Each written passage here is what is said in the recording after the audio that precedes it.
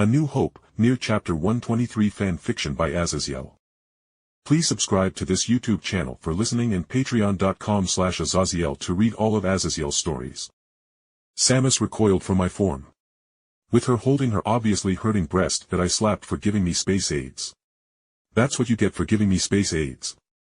I snarked and her face twisted as she tried to say something in denial. How it wasn't her fault and she had no control over it.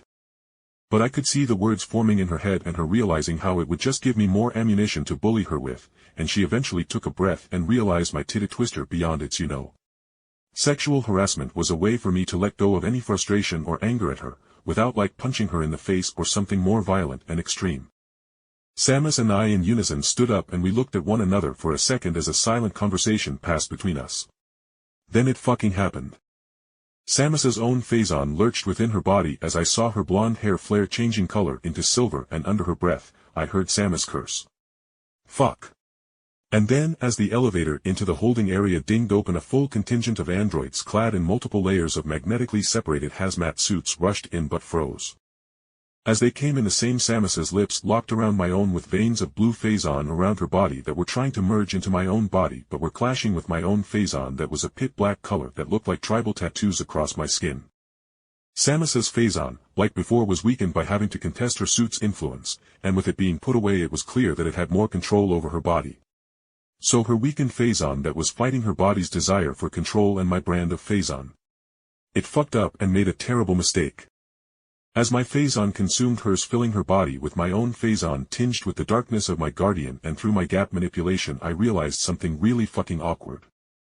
As my phazon and her chozo suit worked together to purge the hostile phazon within her body, I felt my core magic, aura as in my very soul, and the phazon enhancing her chozo suit and her body, but in doing so, her own soul was dyed by my supernatural abilities and thus became closer to my own soul and thus becoming connected with my own with a thin like chain.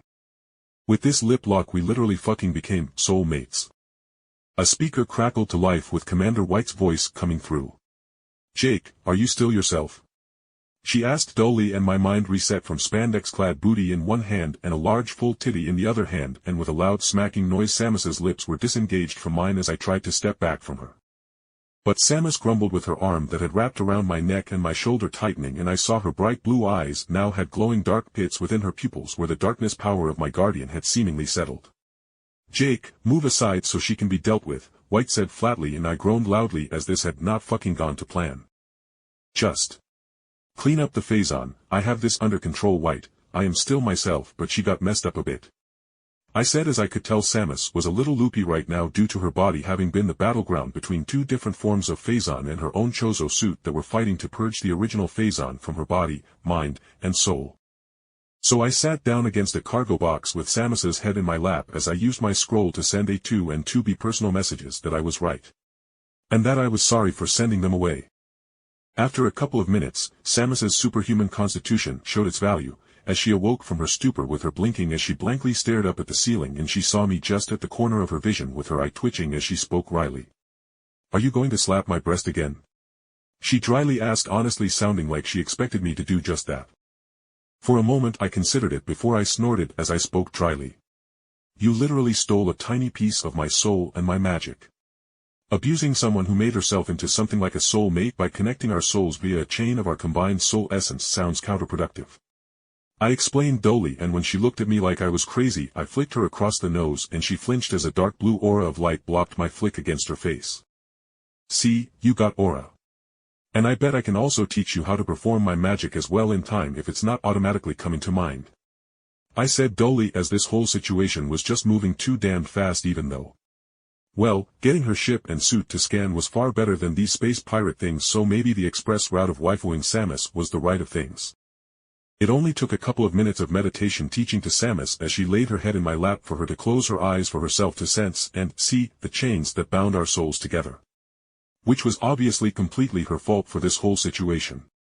And Samus was a big girl who knew when things happened, the most important thing was to take stock and move on to what needed to be done. So what happens now? I didn't mean for this to happen obviously, and I doubt that tearing a chunk of our souls apart will do anything but harm the both of us," she said as she clearly was wondering what to do. So for a moment, there was silence other than the sounds of my androids using plasma torches to burn away the leftover phazon. And finally, I spoke with a wry smile. Well Samus, how about you stick with us for a bit?